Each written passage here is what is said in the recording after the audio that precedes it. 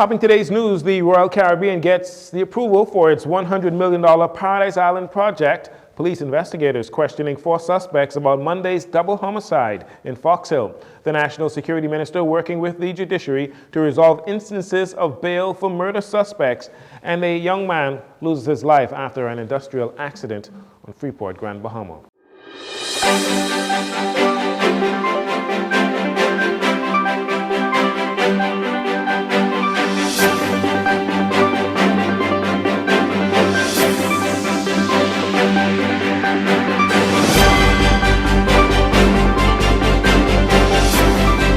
Good evening, Bahamas. I'm Jcn Saunders. This is your JCN Evening News. It's a pleasure to have you join us. After declaring while in opposition that any Crown land leased to Royal Caribbean International, RCI, under the Minnis-led administration would be cancelled by a PLP government, the Davis administration has granted RCI approval for its $100 million beach club project on the western end of Paradise Island, which includes some 4 acres of Crown land. Tourism, Investments and Aviation Minister, Deputy Prime Minister Chester Cooper, making the announcement in a statement overnight, saying that the Davis administration has had a change of heart and says a rising tide floats all boats. He spoke with reporters on Wednesday morning on what helped the government's decision. I do recall, as leader of the opposition, the Prime Minister did speak out against the project.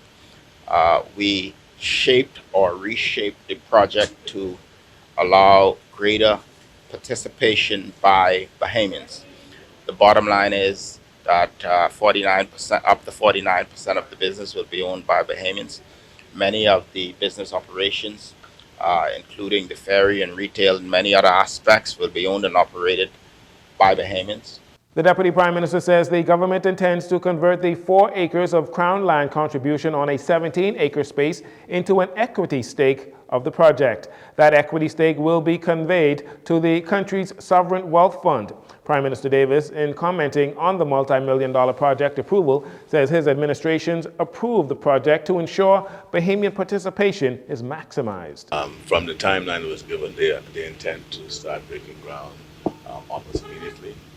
This hopefully will be started because part of the challenges that we have in the country today is what we call attractions for tourism. Very often, and on any given day, we could have up to 30,000 tourists in our port, and there has to be attractions for them. This will be one of the other attractions that will be available to them, and so that is a very welcome news for us, and that they'll be starting soon.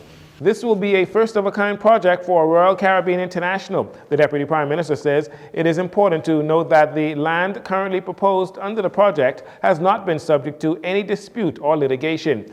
He believes the project will enhance Bay Street.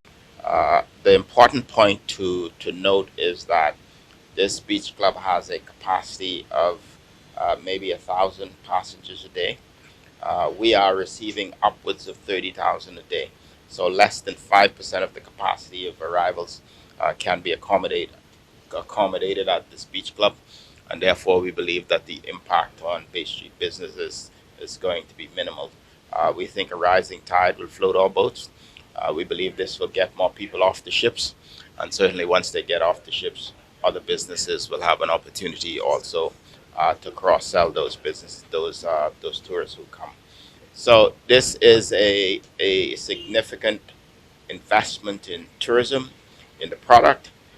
Deputy Prime Minister Cooper says that RCI has been an outstanding partner with the Bahamas, and its commitment to deepening its relationship with the Bahamas was also a key consideration in the granting of its approval. In the latest from the crime front, 4 men between the ages of 18 and 25 are in police custody, being questioned in connection with the double homicide in the Fox Hill community on Monday night. Sometime around 9 p.m. on Monday, 2 men, residents of Fox Hill, were gunned down when 2 armed assailants emerged from behind a building on Bryce Street and shot 1 man believed to be the intended target. As he attempted to flee, the gunmen chased him while continuing to fire shots in his direction, which resulted in the second victim, who was sitting nearby, being shot about the body as well. The assailants then fled the area in an unidentified vehicle.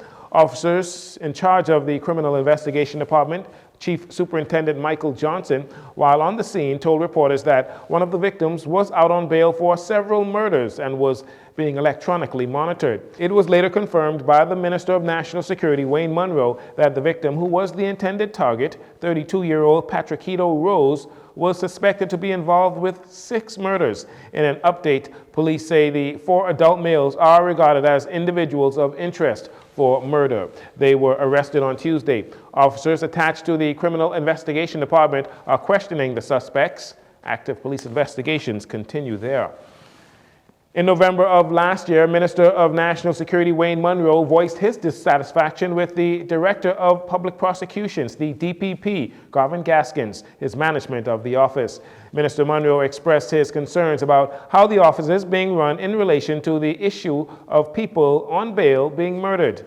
A meeting was set for November last year, but it never happened. However, Minister Munroe, before the weekly cabinet meeting on Tuesday, told reporters that the meeting was finally held recently.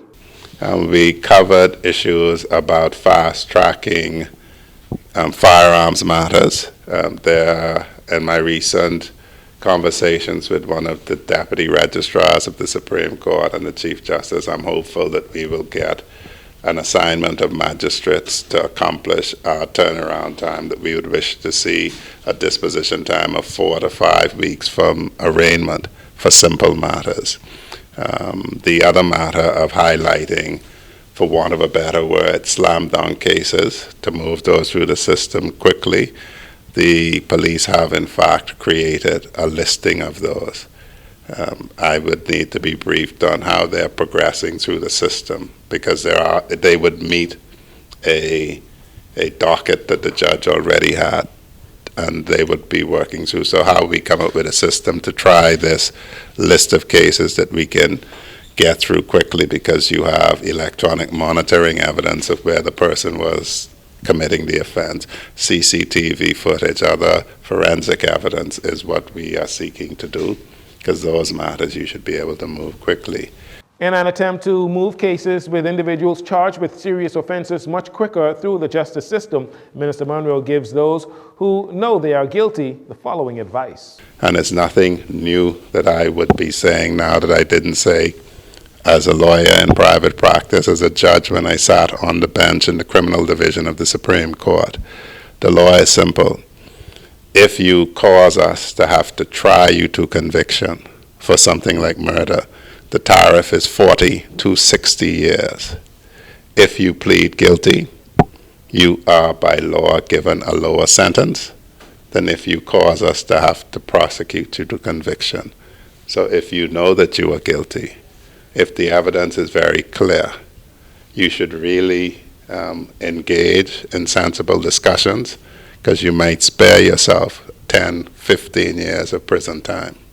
There have been reports of dissent among various factions in the official opposition FNM, with some members supporting current leader Michael Pintard and others supporting the former leader Dr. Hubert Minnis, who allegedly is seeking a return to leadership when the FNM holds its general convention in early 2024. The apparent fracture in the party was evident on Tuesday night. While Mr. Pintard was the keynote speaker at the constituency meeting in Centerville, Dr. Minnis was the keynote speaker at the FNM's Garden Hills constituency meeting. During his speech, Mr. Pintard called for unity and loyalty in the FNM party. Yet, competence is important, but what is also important is loyalty. We have to be more loyal to the brand and to the team than to our own personal ambitions. I told you the story before. I was sent on 2 tough runs. One of them was right here. And the last time I was even confirmed by the association to run in one nice safe seat, it didn't work out. I still ended up in a tough one. But I never doubted the value of the leader at that time. So even if I doubted it was working for me, I know he could work for the country. I never confused my personal situation with what is good for you, for us, for the brand.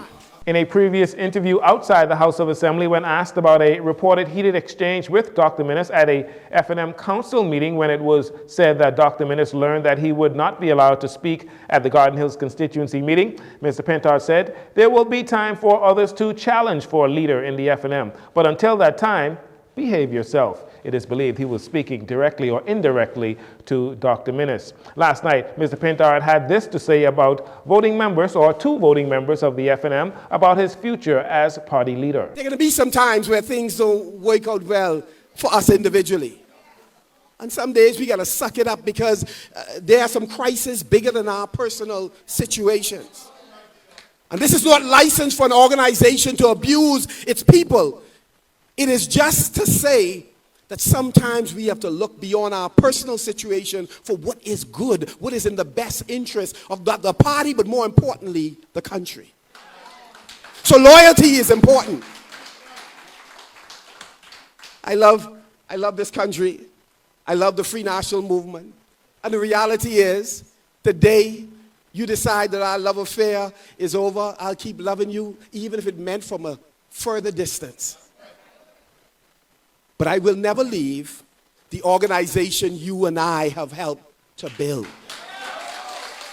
Not only would I not leave it, I will seek not to behave in a manner that I damage the organization that we built. It's bigger than any one man, bigger than any one woman. And finally, in this segment, Governor General Sir Cornelius A. Smith, Prime Minister Philip Davis, and former Governor General Dame Marguerite Pindling, along with other dignitaries, all paying their final respects and signing the Book of Condolences and greeting family members of business and tourism icon, the late George Myers. In remembering Mr. Myers' impactful legacy, Prime Minister Philip Davis spoke to his contribution to nation building. George Myers, as you know, is a naturalized Bahamian. He came here as a stranger, but did not remain a stranger. He came and dwelt amongst us, but just did not dwell. He became one of us. And his contributions to nation building is, and we ought to memorialize his contribution, particularly in the tourism industry, which is the heart of our economy. And he, no doubt, was one of the icons in the tourism field that have crop up and make the Bahamas what it is today. Mr. Myers was chair and CEO of the Myers Group of Companies created in 1992 and owns local franchises like Burger King, Dunkin' Donuts, KFC, Pizza Hut, and Quiznos. The group previously operated the Radisson Cable Beach Hotel, in addition to owning a number of casual and high-end restaurants. Mr. Myers served as president of the Bahamas Hotel Employers Association, the Bahamas Hotel Association, and the Caribbean Hotel Association. Both former Prime Minister Hubert Ingraham and Deputy Prime Minister Chester Cooper described him as a staple in the tourism industry. George became Mr. Tourism in the Bahamas. He's been here for 60 years. Been a Bahamian citizen since 1976. Every government from the 70s has taken advantage of George's talent, his skills, his experience, whether it was the previous PLP government or my government or the last F&M government, etc. George Myers is recognized as an icon. He not only worked in tourism, not only built a career, but he invested in tourism. And I think he is a model, an example of what can be done. We are actively trying to encourage young Bahamians to get involved with tourism. It's our number one industry. It's magnificent economic potential. It's the largest employer. It's the engine that drives the economy, but Bahamians aren't investing enough. And I believe models like George Myers can certainly help to encourage what we've been referring to as linkages to tourism for many decades. He has certainly made his mark. The best way we can memorialize him is to pattern our investment in business practices after. Mr. Myers died peacefully at his home on February 17th at the age of 83. Funeral service will be held Thursday, March 9th, tomorrow, 10 a.m. at Christ the King Anglican Church on George Street. We'll take a break here. We'll be right back after these commercials.